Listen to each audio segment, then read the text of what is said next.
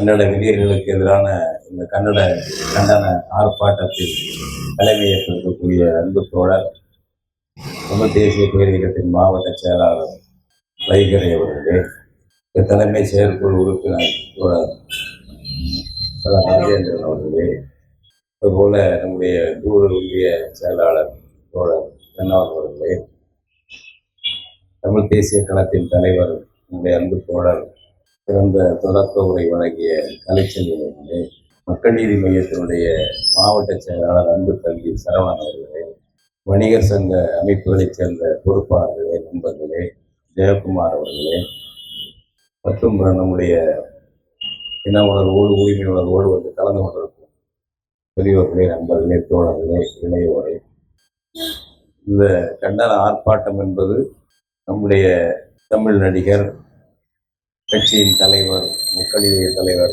கமலஹாசன் அவர்களை கர்நாடகத்திலே இழிவுபடுத்தி கொச்சைப்படுத்தி தெருக்களிலே கன்னட தெருக்களிலே அராஜகம் செய்து கொண்டிருக்கின்ற கயவர்களை கண்டிக்க, அதை போல அடுத்த நிலையில் கர்நாடக தமிழர்களை அவர்கள் தாக்குவார்கள் என்ற அச்சம் காரணமாக அதை தடுக்க வேண்டும் என்ற நோக்கம், என்ற இரண்டு நோக்கத்திற்காக இந்த கண்டன ஆர்ப்பாட்டம் என்பது நடைபெறுகிறது.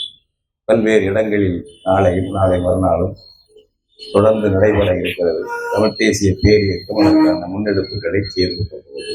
ஒரு உறவாக ஒரு விழாவிலே அரவணைத்து பேசுகிறவர்களுக்கு உறவுக்காக யதார்த்தமாக அந்த ராஜகுமார் மகன் சிவண்ணா என்பவருக்கு நான் சித்தப்பா என்று சொல்லிவிட்டு, நாங்கள் இருவரும் மட்டுமல்ல, தமிழர்களும் கன்னடரும் கூட ஒரு மூல மொழியிலிருந்து வந்தவர்கள் தான், தமிழிலிருந்து பிறந்ததுதான் கன்னடம் என்று உறவாக உரிமையாக எந்த வஞ்சகமும் மற்றும் எந்த ஆதிக்க எண்ணமும் மற்றும் கமலஹாசன் பேசியது.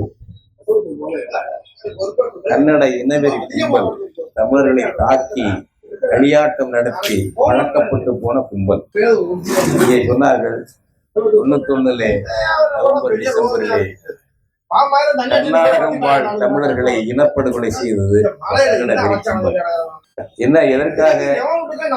காவிரி தீர்ப்பாயத்தில் இடைக்கால தீர்ப்பு வந்தது. இடைக்கால தீர்ப்பு செல்லாது, இறுதி தீர்ப்பு தான் செல்லும் என்று கர்நாடக கயவர்கள், அரசியல்வாதிகள் அப்போது குடியரசுத் தலைவராக இருந்த வெங்கட்ராமன் உச்சநீதிமன்ற கருத்தை கேட்டார். உச்சநீதிமன்றம் பரிசீலித்து தீர்ப்பாயத்தின் இறுதி தீர்ப்புக்கு என்ன அதிகாரம் உண்டோ அதே அதிகாரம் இடைக்கால தீர்ப்புக்கு உண்டு என்று தீர்ப்பளித்தது. உச்சநீதிமன்றம் தீர்ப்பளித்ததற்கு கர்நாடகம் வாழ் தமிழர்கள் என்ன செய்வார்கள்? காவிரியிலே தமிழ்நாட்டுக்கு தண்ணீர் கொடு என்று அவர்கள் என்றைக்காவது கர்நாடகத்திலே ஊர்வலம் போனது உண்டா? உண்ணாவிரதம் நடத்தியது உண்டா? கோரிக்கை வைத்தது உண்டா? எதுவும் இல்லை. தஞ்சாவூரிலே இருக்கின்ற தமிழன் தமிழச்சியை அடிப்பதற்கு கை நீட்டமில்லை, வாய்ப்பில்லை.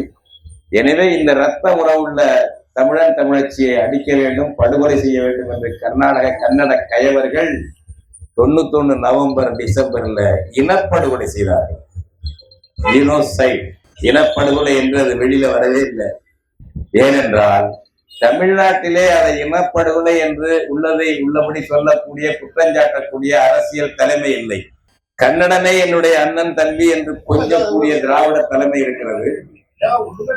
பாரத மாதா பஜனைக்காக தமிழர்கள் அழிந்தால் பரவாயில்லை, தமிழர்களை பலி கொடுக்கலாம் பாரத மாதாவுக்கு என்று சொல்லக்கூடிய காங்கிரஸ் இருக்கிறது, பாஜக இருக்கிறது.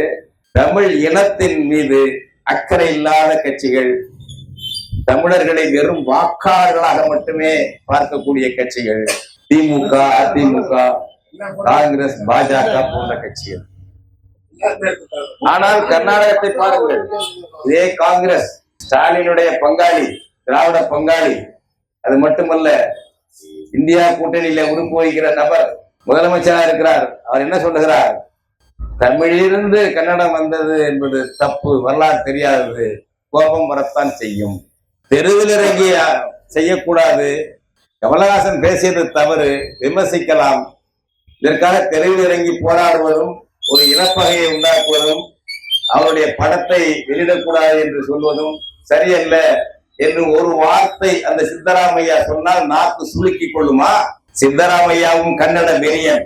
பாஜக மாநில தலைவராக விஜயேந்திரா என்ற ஒரு இளைஞர் சித்தராமையாவை மிஞ்சிய கன்னட வெறியன். கமலஹாசன் வந்து மன்னிப்பு கேட்க வேண்டும். கலாட்டா செய்கிறார்கள் கன்னட வெறியர்கள், தெருவில் இறங்கி கலாட்டா செய்கிறார்கள் பல இடங்களில், நகரங்களில், கிராமங்களில். அதை தடுத்து நிறுத்துவதற்கு ஒரு வார்த்தை சித்தராமையா பேசவில்லை, பாஜக தலைவர் விஜயேந்திரா பேசவில்லை. கமலஹாசனை கண்டிப்பதில், தாக்குவதில் தான் தீவிரமாக இருந்தார்கள். அப்படி என்ன அடுத்து என்ன செய்வான் அந்த காளிகள், கன்னட இனவெறி காளிகள் என்ன செய்வான்? ஆட்சி நமக்கு இருக்கிறது. எந்த ஆட்சி?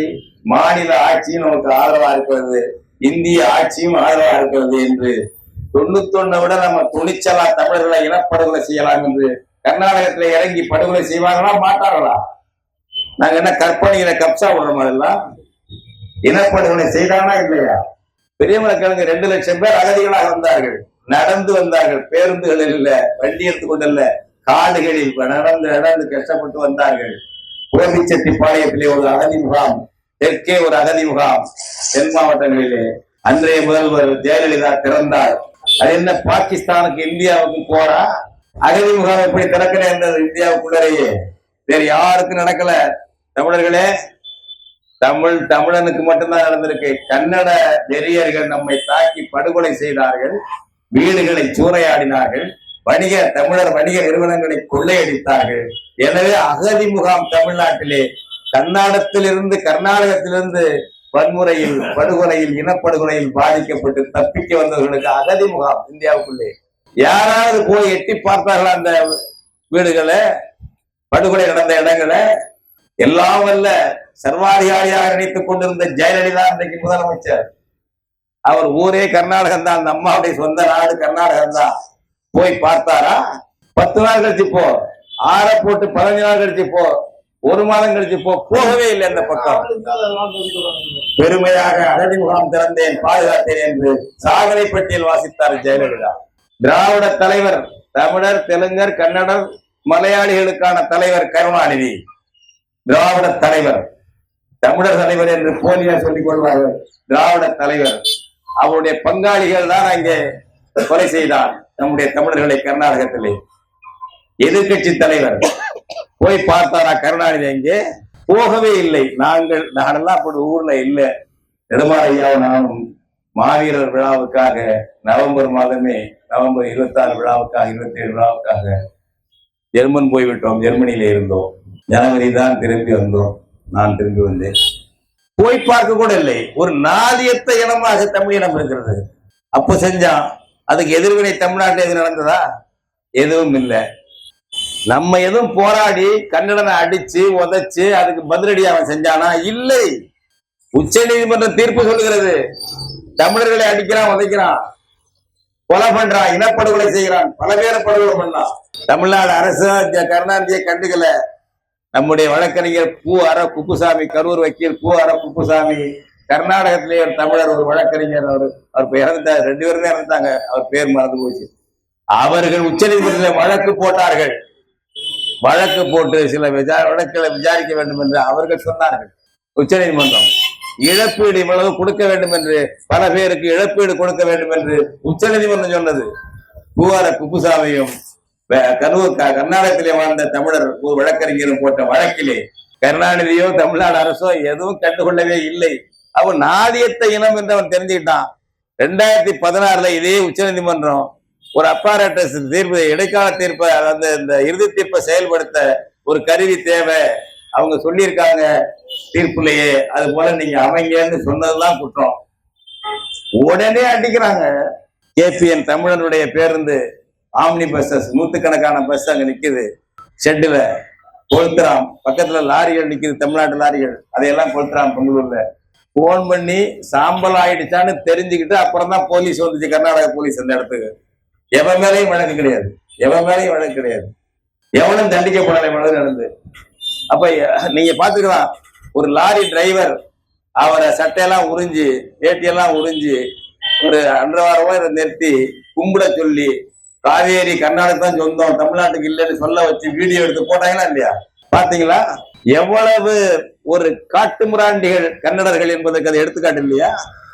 எவ்வளவு கயவர்கள், காட்டுமிராண்டிகள். அவனோட என்ன உறவு உங்களுக்கு? அதை எவனும் கண்டிச்சானாங்க அந்த காலத்துல அந்த ஊர்ல அந்த கட்சியெல்லாம். ஒரு பையன் PhD படிக்கிற பையன், தமிழ் பையன், பெங்களூர்ல தமிழர் பகுதியில, அவன் ஏதோ ஒரு போட்டானா காவேரி தமிழ்நாட்டுக்கு வந்தோம்னு எழுதிட்டான் முகநூல் எது. அதுக்காக அவனை புடிச்சு நடுத்தருவில் வச்சு அடிச்சு மண்டி போட வச்சு கும்பிட வச்சு மன்னிப்பு கேட்க வச்சு அந்த பையனை, சின்ன பையன் 19, 20, 22 வயசு தான் இருக்கும் அந்த பையனை, அவனை வந்து அது போல காவேரி கன்னடர்களுக்கு தான் சொந்தம்னு அவனை சொல்லி கும்பிட்டு சொல்ல வச்சு வீடியோ எடுத்து போட்ட கயவர்கள் கன்னடர்கள், பிறர் துன்பத்தை ரசிக்கக்கூடிய கயவர்கள், மனச்சான்று இல்லாதவர்கள். அங்க ஒரு ஒழுக்கமான யோக்கியமான அரசியல் இருந்தா அது நடக்குமா? இப்போ நடிகர் கமலஹாசன் சொல்லிட்டாரு, நீ பதில் சொல்லு. அதெல்லாம் இல்லை, உண்மை இல்லை. நான் கமலஹாசன் தன்னுடைய நிலைப்பாட்டை திருத்திக் கொள்ள வேண்டும். நாங்க தான் மூத்த மொழி, தமிழ் தோன்றுவதற்கு முன்னாடியே கன்னடம் தோன்றிருச்சு. ஏன் உலகத்துல லத்தீன் கிரீக் எல்லாம் தோன்றுவதற்கு, சீன மொழி எல்லாம் தோன்றுவதற்கு முன்னாடியே கன்னடம் தோன்றிருச்சு. அவ்வளவு ஒரு இலக்கியங்கள் எங்கிட்ட இருக்கு, அறிக்கை கொடுத்துட்டு போ. இப்படிதானே விஷயம். அதுக்கு தெருவில் இறங்கி கமலஹாசன் படம் எல்லாம் அங்க வரக்கூடாதுங்கிறது. ஏதாச்சும் ஒரு பிரச்சனை உடனே தமிழ் சினிமா வரக்கூடாதுங்க, உடனே தமிழ் சினிமா வரக்கூடாது. தமிழ் அவன் ஏன் இங்க நடிக்கலாமா? கதாநாயகனா, கதாநாயகியா, சிரிப்பு நடிகரா, புடலங்கா நடிகரா, கன்னட நடிக்கலாமா? இங்க மட்டும் நாங்க இனிமே கேட்போம். அவன் இங்க நடிக்கிறான், அவன் ஏன் இயக்குனர் அங்க வர்றான், கன்னடக்காரன். இதெல்லாம் நம்ம கேட்கறது இல்ல, விட்டுட்டோம். அதனால அந்த அகம்பாவம் ஆணவத்துல பண்றான். ஒரு வார்த்தை இந்த சித்தராமையா முதலமைச்சர், காந்தியின் கொள்ளு பேரன், அகிம்சாவாதி சித்தராமையா காங்கிரஸ்காரன், முதல்வராக இருக்க கயவன் கண்டிக்கவே இல்லை. தப்பு, கண்டிக்க வேண்டாம். பண்ணி எங்களால கண்டிக்க வேண்டாம், அதெல்லாம் சரிங்க, நாங்க பேசிக்கிறோம். கன்னடம் தனி மொழி, தனி செம்மொழி, தமிழுக்கு அதுக்கு சம்பந்தம் இல்லை, நாங்க பேசிக்கிறோம் என்று ஒரு வார்த்தை நீ சொல்லக்கூடாதா? ஒரு வார்த்தை அவன் சொல்ல மாட்டான், விஜயேந்திரன் சொல்ல மாட்டான். ஏன்னா அவர் ரொம்ப பாஜக, அவர் தீவிரமானவர். இப்படி இருக்குங்க. அதெல்லாம் எங்களுக்கு பயம் ஏற்பட்டது. அடுத்து கர்நாடக தமிழர்களை தாக்குவான் அந்த கயவர்கள். எனவே எச்சரிக்கை ஆகணும். எச்சரிக்கையா தமிழர்களை எச்சரிக்கை பண்றோம். ஸ்டாலின் பேசுவார், எடப்பாடி பேசுவார்கள் இல்ல, அதெல்லாம் இல்ல. அவர்கள் பேசுவதற்காக இல்ல, நாம எச்சரிக்கையா இருக்கணும். தமிழ்நாடு முழுவதும் தமிழர்கள் எச்சரிக்கையா இருங்க. பழையபடி அங்க கர்நாடகத்துல தமிழர்கள் மீது கை வைத்தால், இந்த கன்னட கயவர்கள் கை வைத்தால் பதிலடி கொடுக்க வேண்டும். அங்கங்கே பதிலடி கொடுக்கணும். பட்டியல் எடுங்கள், பட்டியல் எடுங்கள், பதிலடி கொடுக்க தயாராகுங்கள். அதுக்கு தான் அந்த கண்டன ஆர்ப்பாட்டம். இப்படியே அழிஞ்சுக்கிட்டே இருப்போமா? அப்படிப்பட்ட போர்ல நம்ம சில பேர் செத்தாலும் பரவாயில்ல. ஒரு நாதியத்தை இனமாக கேட்க நாதி இல்லாம நினைச்சப்பெல்லாம் நாய்கள் எவன் வேணாலும் அடிப்பான். ஆந்திராவுக்கு பஸ்ல போறாங்க, அவன் என்ன வேலைக்கு போறானோ, அவன் சந்திரகார வரனானு ஒரு 20 பேரை பிடிச்சி கொண்டு வச்சுக்கிட்டு சுட்டுக்கொண்டு என்னடா இருந்தீங்க, நீ மரம் வெட்டுறவ பிடிச்சியா, மரம் வெட்டுறவ பிடிச்சியா? இப்ப மரம் வெட்ட தான் வருவான்னு பஸ்ல போன இறக்கி விட்டு தெலுங்க ஆந்திராவில் வச்சு சுட்டு கொள்றான். வரிசையா அவன் அதை படம் எடுத்து போடுறான். அடிச்சு துன்புறுத்தி என்னென்னமோ பண்ணிட்டு அப்புறம் கட்டி வச்சு அதை படம் எடுத்து சுட்டு கொள்றதே போட்டான் தெலுங்க. கேட்க நாதி இல்லாத ஒரு இனமா இருக்குங்க, கேட்க நாதி இல்லாத இனமா இருக்கு. ஏன் நம்ம ஏன் நாதி இல்லை? எவனையே கேட்கணும், ஏன் கேட்டு இருக்கணும்? ஸ்டாலின் கேட்கவில்லை, எடப்பாடி கேட்கவில்லை. அந்த தொங்கு எல்லாம் தொங்காதீங்க தம்பிகளா. இன்னைக்கு தமிழ் தேசியம் வளர்ந்து வந்திருக்கு. இன்னைக்கு யார் கண்டிக்கிறாங்க? தமிழ் தேசிய பேரியக்கமும் நாம் தமிழர் தலைவர் சீமானும் தான் கண்டிக்கிறோம். கடுமையா சீமான, வேல்முருகன் தமிழ் தேசிய பேர் எங்க முகாம் தான், தமிழ் தேசிய முகாம் தான். சீமானா இருக்கட்டும், வேல்முருகன், நாங்க எல்லாம் தமிழ் தேசிய முகாம் தான். நாங்க தான் கண்டிக்கிறோம், நடவடிக்கை எடுக்கிறோம். வேற யாரு கண்டிக்கிறாங்க? எனவே நாம அடுத்தது கண்டனத்தோடு நிக்க கூடாது, களத்தில் இறங்கவும் தயாராக வேண்டும். இல்லைன்னா நம்ம இனம் ஒரு நாதியத்தை இனமா வாழ்ந்த இனம்ப்பா தம்பிலா, வாழ்ந்த இனம். சேர சோழ பாண்டியன் சொல்றோம், கரிகாலன் பரம்பரை, சேரன் செங்குட்டுவன் பரம்பரை, பாண்டியன் நெடுஞ்செழியன் பரம்பரை, வேலுப்பிள்ளை பிரபாகரன் பரம்பரை. ஞாபகம் வச்சுக்க. 2000 ஆண்டுக்கு முன்னதான் நாங்க வீரமா இருந்தோம். அது கற்பனை அல்ல, அதுவும் உண்மை. 20ஆம் நூற்றாண்டில் 21ஆம் நூற்றாண்டில் புதிய கரிகாலனாக, புதிய செங்குட்டுவனாக, ஆரியப்படை கிடந்த புதிய நெடுஞ்செழியனாக வந்தோம் என்று விடுதலை புலிகள் வந்தார்கள் இல்லையா? பிரபாகரன் தலைமை தாங்கினார் அல்லவா? இந்த இனம் தானே, நம்ம ரத்தம் தானே. அந்த வீரம், அந்த அறிவு, அந்த அர்ப்பணிப்பு நமக்கும் உண்டு. தமிழ்நாட்டிலும் அது அரங்கேற வேண்டும். எதுக்கு? அநீதியை எதிர்த்து. கன்னடம் தமிழன் அங்க அடிச்சான்னாக்க தமிழ்நாட்டுல பதிலடி பல வகையில பல வடிவங்கள்ல கொடுக்க வேண்டிய தேவை இருக்கும். அது வராமல் பார்த்து கொள்ள வேண்டியது அவர்கள் பொறுப்பு. நம்ம ஸ்டாலினையும் எடப்பாடியும் சொல்ல முடியாது, இவங்கெல்லாம் தொங்கிட்டு இருக்க முடியாது. கன்னடர்கள் பொறுப்பு தான், அவர்கள் தான் இதை பார்த்து கொள்ள வேண்டும். நாம் இந்த விழிப்புணர்ச்சியை தமிழ்நாடு முழுவதும் எல்லா வடிவங்களிலையும் எழுப்ப வேண்டும். ஏற்கனவே நடந்ததை சிந்திச்சு பாருங்க. இப்படித்தான் நமக்கு தொடர்ந்து நடக்க வேண்டுமா என்று எண்ணி பாருங்கள். அதை மாற்றி அமைக்க வேண்டும். நம்ம காலத்துல, உங்க காலத்துல இதை மாற்றி அமைத்து நம்ம யாரையும் வன்னிதிக்கு சண்டை போகக்கூடாது. வன்முறை நம்ம ஆயுதமாக யாரிடம் போய் எடுத்து பயன்படுத்தக்கூடாது.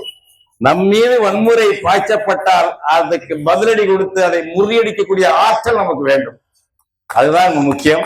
அந்த வகையிலே சிந்தியுங்கள், உறுதி எடுங்கள் என்று கேட்டுக்கொண்டு இந்த கண்டன ஆர்ப்பாட்டத்திலே கலந்து கொண்ட உங்கள் அனைவருக்கும் தமிழ் தேசிய பேரியக்கத்தின் சார்பில் நம்முடைய பல்வேறு அமைப்புகளைச் சேர்ந்த தோழர்களுக்கும் தமிழ் தேசிய பேரியக்க தோழர்களுக்கும் பொதுநிலையிலே இருந்து இதை செவிமடுத்த பொதுமக்களுக்கும் அனைவருக்கும் நன்றி கூறி விடைபெறுகிறேன். வணக்கம்.